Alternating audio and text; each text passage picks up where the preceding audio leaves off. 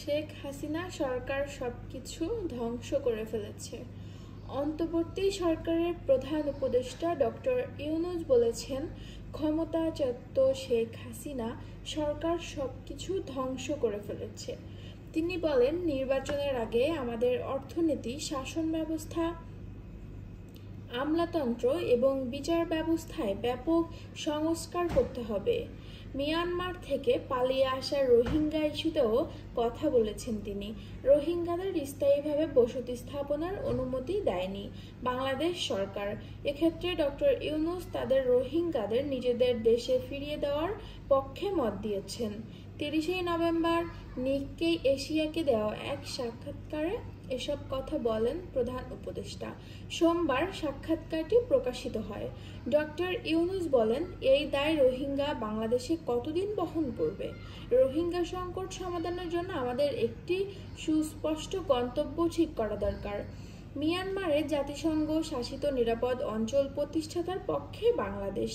প্রধান উপদেষ্টা বলেন, মিয়ানমার অনুমতি দিলে বিপুল পরিমাণ এই রোহিঙ্গা তাদের দেশেই থাকতে পারবে। সেখানকার পরিস্থিতি স্থিতিশীল হলে তারা অন্য দেশে স্থানান্তরিত না হয়ে তাদের নিজ ভূমিতে ফিরে যেতে পারবে বলে উল্লেখ করেন মোহাম্মদ ইউনূস।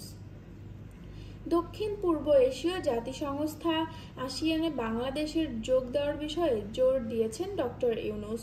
কেননা বাংলাদেশের আসিয়ানের যোগ দেওয়াকে একটি প্রতিশ্রুতিশীল সুযোগ হিসেবে গ্রহণ করতে চায়।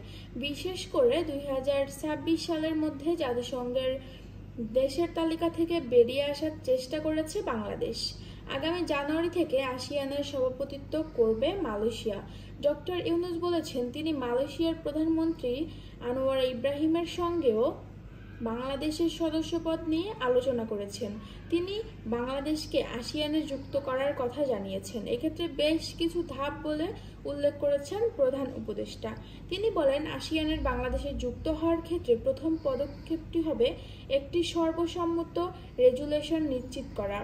আমরা আসিয়ানের মধ্যে একটি সেক্টরাল ডায়ালগ পার্টনার হিসেবে স্বীকৃতি অর্জনের আশা করছি।